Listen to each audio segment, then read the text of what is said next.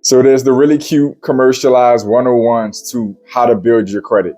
You have everything from check your credit frequently, pay your bills on time, keep your utilization low, don't apply for too many accounts at one time, negotiate with your creditors if you're struggling, get added as an authorized user, so on and so forth.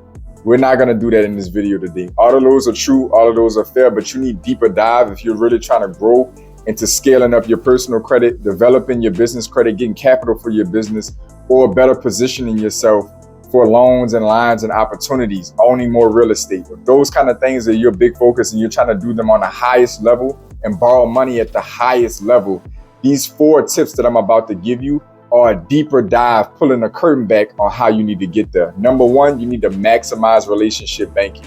Every single banking institution is looking to get the most of your banking business. The more of it that they have, the more they're going to offer you.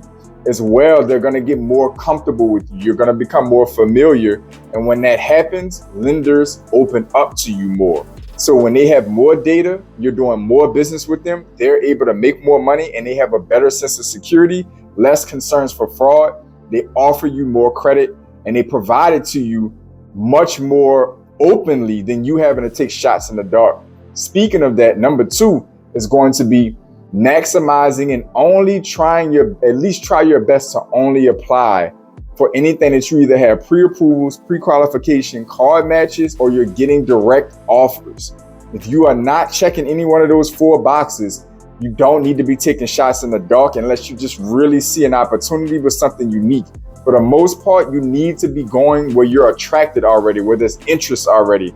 Don't go speed dating and blind dating when it comes to applying for credit.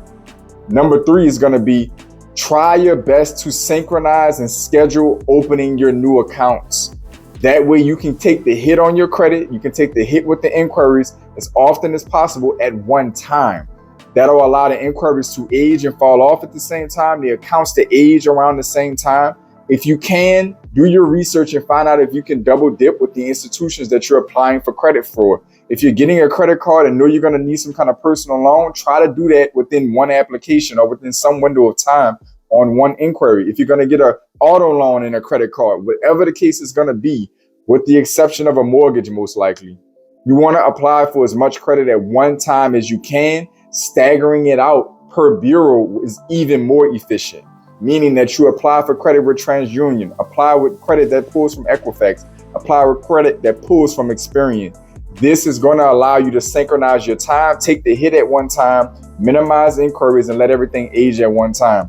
Number 4, a few to a handful of high credit limits is typically more powerful and attractive than a bunch of low limit credit cards. You want higher limits, and you're going to accomplish higher limits by not spreading yourself too thin. So yes, even though you may be qualified for a bunch of different cards at one time, that's a wonderful feeling. That's great. But you're most likely not going to be able to hit the spending limits and spending requirements on those different cards to get those limits up higher.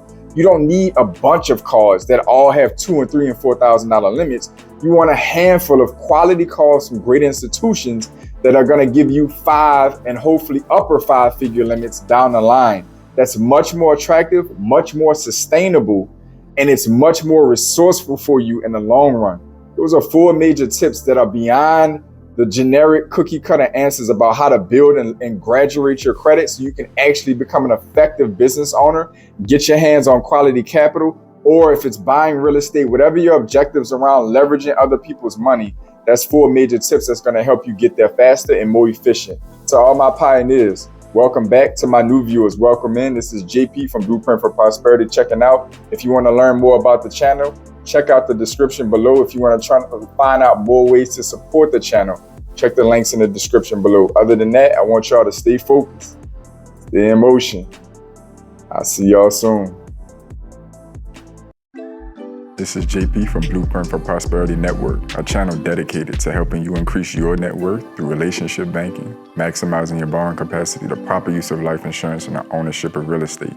Like the video, subscribe to the channel. I'm uploading content on a daily basis to help you customize your blueprint for prosperity.